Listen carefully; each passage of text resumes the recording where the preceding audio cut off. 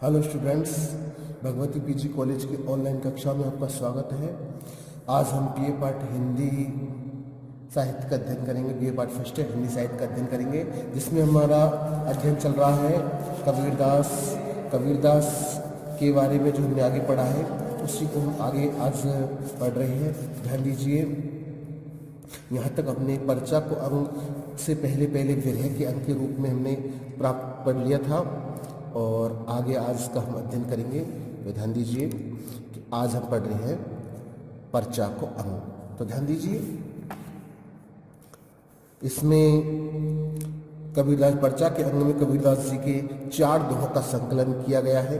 और इनमें क्या है तो देखिए, पार ब्रह्म के तेज का कैसा है उन्मान, कहिवे को सोवा नहीं देखे ही परिमाण।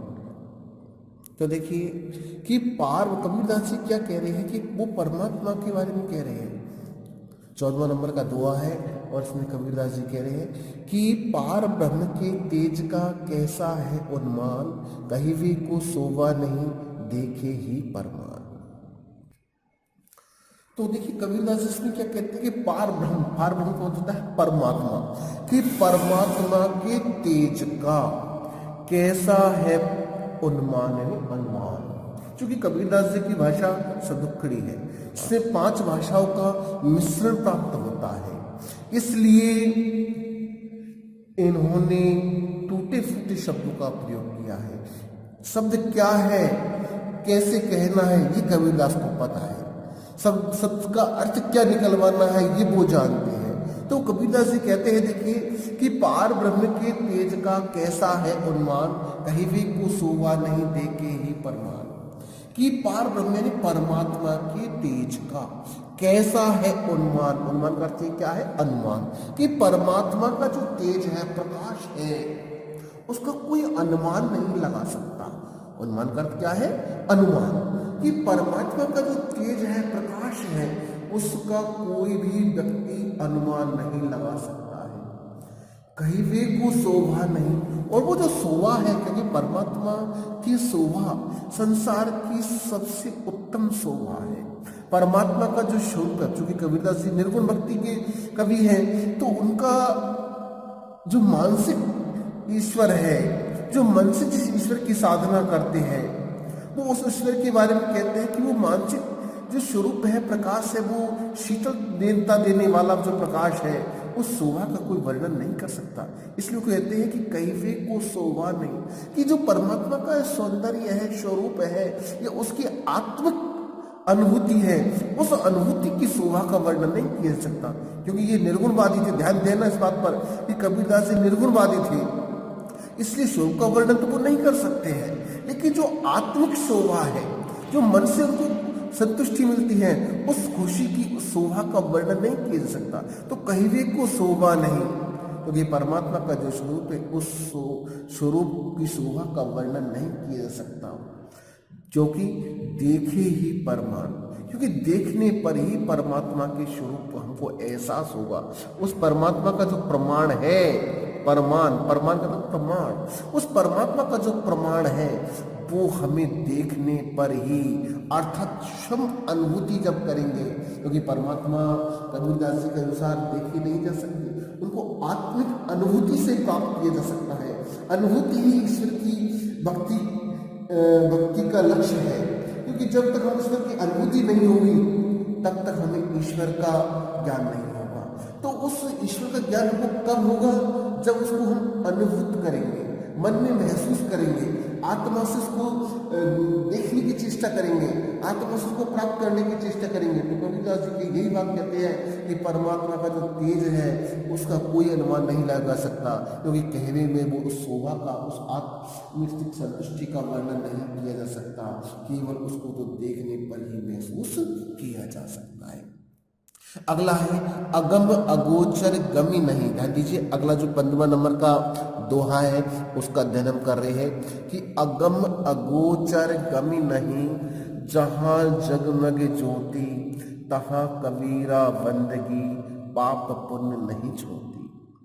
ध्यान दीजिए, इसमें कबीरदास जी ने बड़ी मार्मिक बात कही है, और मर्म रहस्य नजर आता है। है। इसको अगर समझे कि अगम अगोचर, जहां पर कोई जा नहीं सकता, अगोचर जो दिखता नहीं है, गमी नहीं, उस जगह गमन नहीं कर सकता, उस स्थान पर कोई पहुंच नहीं सकता, लेकिन वहां पर क्या महसूस होता है, क्या नजर आता है, जहां जगमग ज्योति, लेकिन उस जगह ज्योति यानी प्रकाश जगमगाती रहती है, अर्थात प्रकाश नजर आता है। अर्थात जिस जगह को हम जिस परमात्मा को हम देख नहीं सकते हैं, उस जगह हम शारीरिक रूप से हम जा नहीं सकते हैं, उस जगह हम प्रकाश को देख सकते हैं। परमात्मा का जो प्रकाश है, उस प्रकाश को हम देख सकते हैं। अर्थात कबीरदास जी की जो मान्यता है कि जब व्यक्ति साधना करता है, ईश्वर को प्राप्त करने की चेष्टा करता है, तो उसको हम साकार रूप में नहीं देख सकते, लेकिन जब ध्यान लगाकर देखते हैं तो हमें अपने मन में, अपने मस्तिष्क में, हमारा जो ब्रह्मांड है मस्तिष्क में, उस ब्रह्मांड में परम ज्योति से साक्षात्कार होता है और वही परमात्मा है, और वही साक्षात्कार ही परमात्मा का मिलन है। तो कबीरदास जी कहते हैं कि उस परमात्मा को हम आंखों से देख नहीं सकते हैं, उस जगह पर हम जा नहीं सकते हैं, लेकिन वहां ज्योति यानी प्रकाश चमकता रहता है। और तहां कबीरा बंदगी पाप पुण्य नहीं ज्योति, कि कबीरदास जी ऐसे परमात्मा के स्वरूप में बंदगी करता है। क्या खुद के लिए कहते हैं कि मैं उस परमात्मा के स्वरूप में बंदगी कर रहा हूं, उस परमात्मा के स्वरूप का मैं ध्यान कर रहा हूं, जहां मुझे पाप पुण्य जैसी छोटी भावना मुझे नजर नहीं आती है। पाप पुण्य से वहां कुछ नहीं है, वहां केवल परमात्मा से एकात्मकता का भाव है। मान्यता तो इसलिए नहीं कि मुझे भक्ति इस तरह की साधना करने में मुझे पाप मिलेगा, या नहीं करूँगा तो मुझे भक्ति साधना करूँगा तो मुझे पुण्य मिलेगा, नहीं करूँगा तो पाप मिलेगा, ऐसा कुछ नहीं है। वहाँ न तो पाप है न पुण्य है, केवल परमात्मा से साक्षात्कार है, परमात्मा से एकाकार है, अर्थात स्वयं में परमात्मा और परमात्मा में स्वयं सम्मिलित हो जाना, एकाकार का भाव आ जाना है। फिर न तो व्यक्ति संसार से अलग है, न परमात्मा से अलग है, और न परमात्मा उस व्यक्ति और संसार से अलग है। वो संपूर्ण ब्रह्मांड में विलीन हो जाता है, अपने आप को विलीन कर देता है। उस अवस्था में ध्यान दीजिए, उस अवस्था में साधक ईश्वर में खो जाता है, ईश्वर उसमें समाहित हो जाता है, और वो संपूर्ण ब्रह्मांड में विराजमान हो जाता है, और संपूर्ण ब्रह्मांड उसके अंदर हो जाता है, अर्थात परम तत्व हो जाता है, परम तत्व को प्राप्त कर लेता है। तो कबीरदास जी कहते हैं कि जिस पर देखा नहीं जा सकता, उसको प्राप्त नहीं किया जा सकता है, उस जगह प्रकाश है। और जहाँ लोग पाप पुण्य की बातें करते हैं, वहाँ उस स्थान से, उस भाव से दूर कबीरदास उस परमात्मा की ज्योति में बंदगी करता रहता है, अर्थात उसकी प्रार्थना करता रहता है।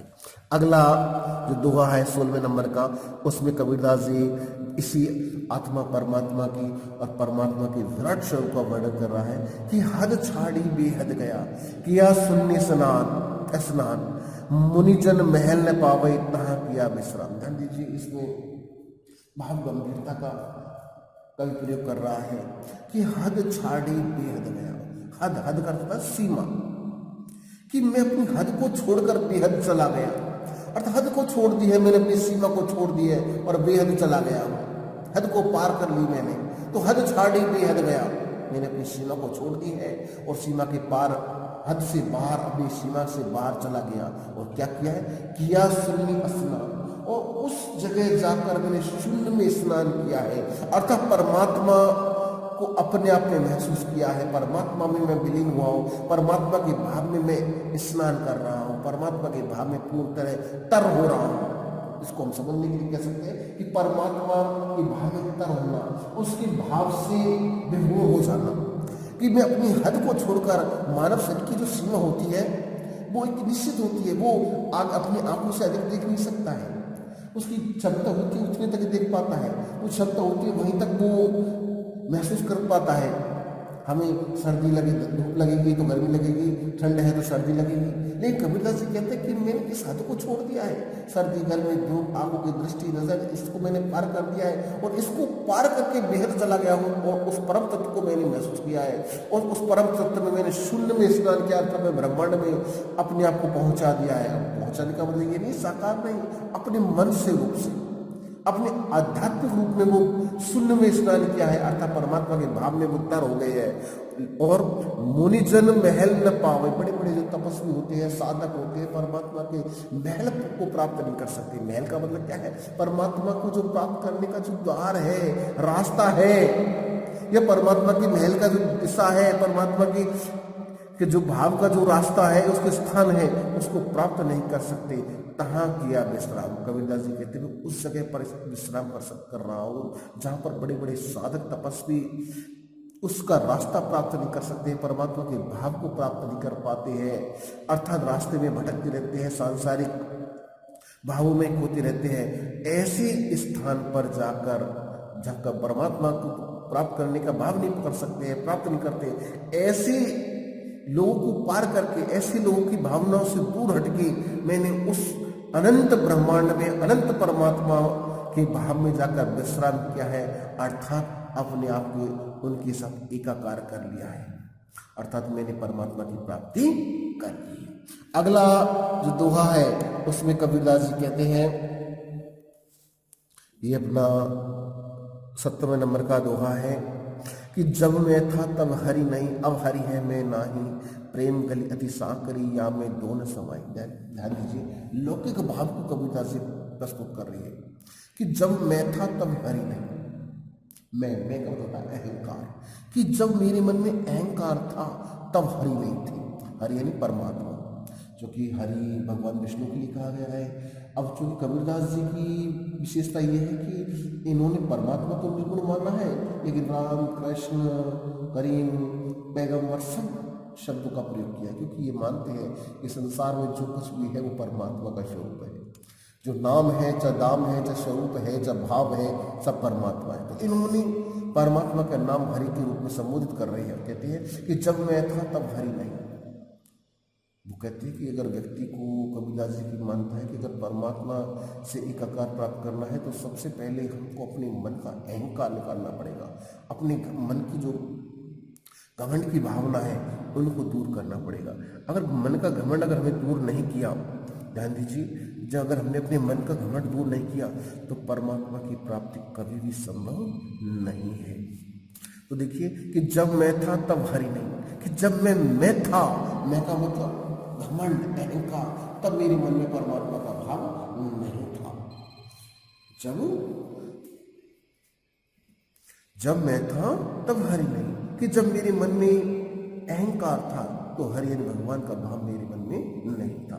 लेकिन अब हरि है मैं नहीं। लेकिन अब क्या हो स्थिति हो गई है कि अब मेरे मन में हरि आ गई है, अर्थात परमात्मा का भाव आ गया है, परमात्मा की भक्ति के प्रति मेरी अनुरक्ति बढ़ गई है, तो अब मेरे मन में अहंकार नहीं बचा है। अब हरि है मैं नहीं, क्योंकि अब हरि आ चुके हैं, परमात्मा का भाव आ चुका है, इसलिए मेरे मन का अहंकार मिट गया है। क्योंकि प्रेम गली अति साकरी, क्योंकि जो प्रेम रूपी जो गली है, ईश्वर भक्ति की जो गली, प्रेम रूपी ईश्वर भक्ति की जो प्रेम की गली है, वो बड़ी सकली है, छोटी है, तंग है, या में दोन समाई, इसमें दो एक साथ नहीं समा सकते। हरि अगर परमात्मा को रखोगे तो अहंकार नहीं टिक पाएगा, और अहंकार रखोगे तो परमात्मा छोड़ के चले जाएंगे। परमात्मा उस ऐसे अहंकार वाले हृदय में नहीं निवास करते हैं। तो कबीरदास जी कहते हैं कि जब मैं था तब हरि नहीं, क्योंकि ध्यान दीजिए, अहंकार से परमात्मा का विरोध क्यों है? क्योंकि जब व्यक्ति सोचता है कि ये घर मेरा है, ये धन संपदा, ये वैभव मेरा है, मैंने प्राप्त किया है, जबकि वास्तविकता में व्यवहारिक देखिए कि हर व्यक्ति तो एक निमित्त मात्र होता है, एक निमित्त मात्र होता है।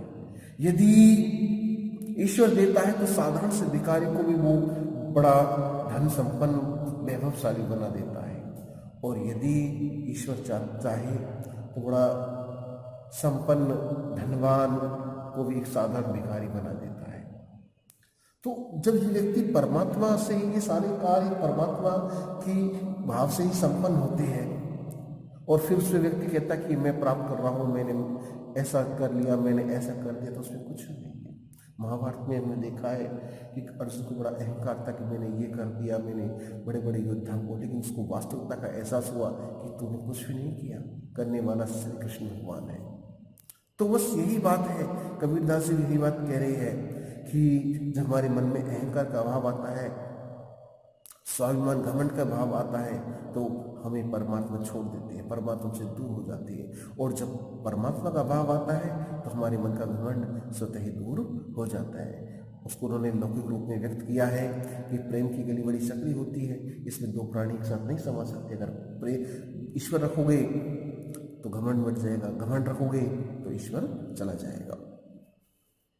अगला है निहकर्मी पतिव्रता की अंग। इसमें कवि आत्मिक रूप से परमात्मा से प्रेम करते हैं और परमात्मा के स्वरूप का वर्णन या परमात्मा के प्रति अनुरक्त होने का भाव प्रस्तुत करते हैं। और ये स्पष्ट करना चाहते हैं कि स्वयं आत्मा, जो गहरी आत्मा है, परमात्मा को किस प्रकार प्राप्त करना चाहती है और उससे दूर होना नहीं चाहती है। तो ध्यान दीजिए, पतिव्रता के अंग अर्थात जिस प्रकार एक पतिव्रता स्त्री अपने प्रेम या पति के प्रति प्रेम का भाव रखती है, एकात्मकता का भाव रखती है, उसी प्रकार आत्मा को भी परमात्मा के प्रति भाव रखनी चाहिए। तो क्या कहते हैं, देखिए कि नैना अंतर आव तू नैन झांपि तो ले न हो देखो और को न तुझ देखन ले। कि नैना अंतर आव तू, नैना ने आंखों के, अंतर ने भीतर, आवे ने आ जाइए तो यानी तुम, कि हे परमात्मा। चूंकि कबीरदास का सार लक्ष्य परमात्मा के प्रति है, यह परमात्मा को वो प्रिय मानते हैं, अपना स्वामी मानते हैं, तो किसी रूप में हम कह ले, कबीरदास जी किसी रूप में कह ले, लेकिन परमात्मा का भाव है। तो कबीरदास जी कह रहे हैं कि नैना अंतर आव तू, कि हे परमात्मा, हे मेरे प्रिय, हे मेरे स्वामी, कि मेरी आंखों के अंदर आ जाइए। नैना आंखों के अंतर यानी भीतर, अंदर, आवत यानी आ जाइए तो मेरे तुम। नैन यानी आंखों को झांप यानी झपक करके तो ही यानी तुमको ले लूंगा। कि हे परमात्मा, आप मेरी आंखों के अंदर आ जाइए, मैं आंखों को झपक करके, आंखों को बंद करके आपको अपने अंदर ले लूंगा।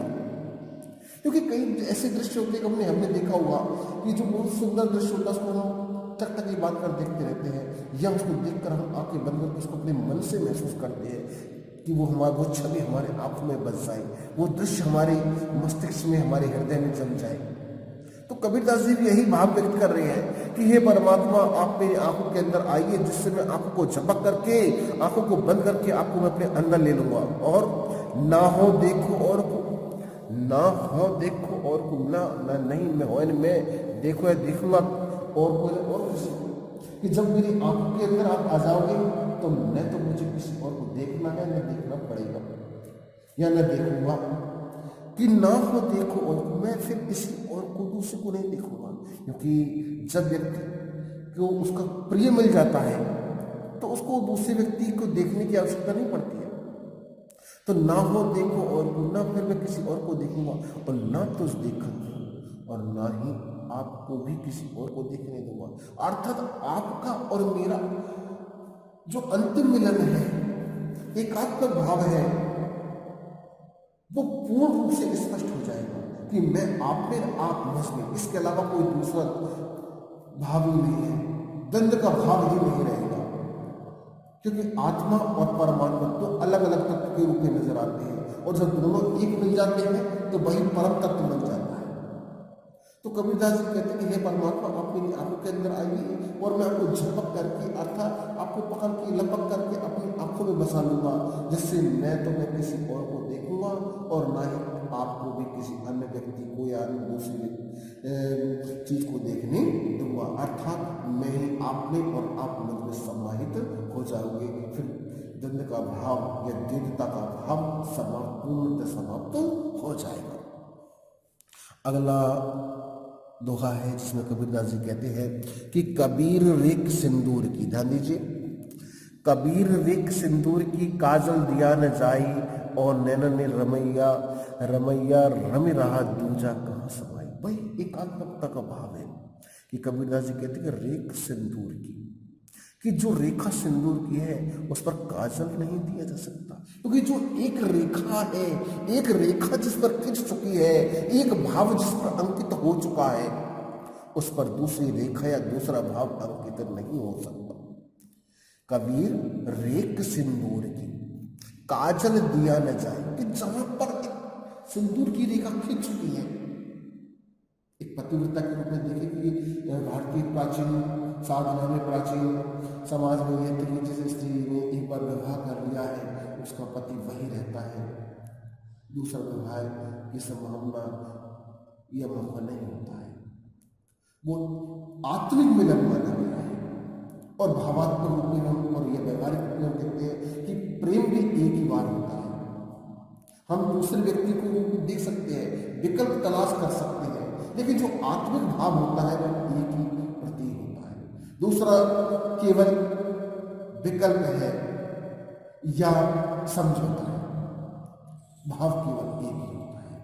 तो कबीरदास जी कहते हैं कि कबीर रेख सिंदूर की, कबीरदास जी कहते हैं सिंदूर की रेखा है, इस पर काजल नहीं लगाया जा सकता, इस पर कालिक लगाकर मिटाया नहीं जा सकता, ये इसको क्या स्वरूप को बदला नहीं जा सकता है, क्योंकि जैसे सिंदूर की रेखा खींच दी उसके ऊपर काला लगा दो तो वो मिट जाएगी, नहीं मिटेगी।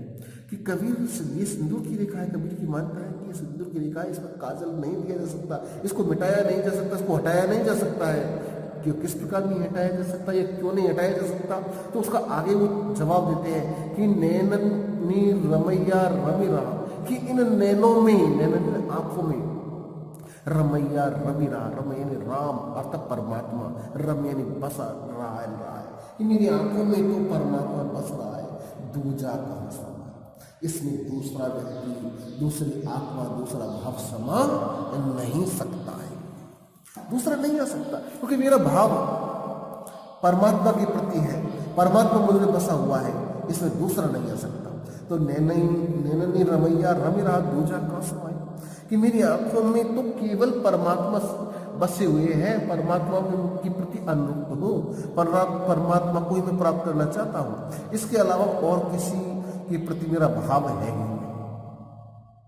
इसलिए दूसरा प्राणी, दूसरा भाव मेरी आंखों में समाये नहीं हो सकता। और ये वास्तविकता भी यही है कि जो व्यक्ति परमात्मा के भाव में खो जाता है उसको दूसरी चीज अच्छी नहीं लगती है। अगला देखिए 20वां नंबर का है नेहकर्मी पतिव्रता के अंक का जो अगला है 20वां है कि मन पर तीतिन प्रेम रस ना ईतन में ढंग, क्या जानू उस पीर को कैसी रहसी रंग। तो ध्यान दीजिए कि मन परती तीन प्रेम, क्योंकि परमात्मा पर जब तक हमारा विश्वास नहीं होगा, अकाट्य विश्वास, अटूट विश्वास, तब तक उसके प्रति हमारा प्रेम का भाव उत्पन्न नहीं होगा। तो मन परती तीन प्रेम रस ना ही तन में ढंग, कि न तो परमात्मा के प्रति हमें विश्वास है, दृढ़ता है, क्योंकि परमात्मा के प्रति जितनी दृढ़ता होगी तभी उतनी ही परमात्मा के प्रति आसक्ति होगी, प्रेम उत्पन्न होगा। और जब प्रेम और आसक्ति होगी परमात्मा से तो उसको प्राप्त करने का रास्ता भी उतना ही छोटा होगा। तो मन परती तीन प्रेम रस, ने तो परमात्मा के प्रति विश्वास है, प्रतीति विश्वास भरोसा है, न प्रेम रस और ना ही प्रेम रस है, प्रेम का भाव है, न ही तन में ढंग और न इस शरीर में ढंग है। तन का मतलब शरीर, शरीर में कोई ढंग नहीं है, कोई गुण नहीं है। क्या जानू उस पीर, तो फिर उस पीर को, उस प्रिय को, उस परमात्मा को क्या जाने, कैसी रहस्य रंग, उसका रंग हम प्राप्त नहीं कर सकते, उसका ज्ञान हम प्राप्त नहीं कर सकते, क्योंकि हमें सबसे पहले परमात्मा पर विश्वास करना पड़ेगा।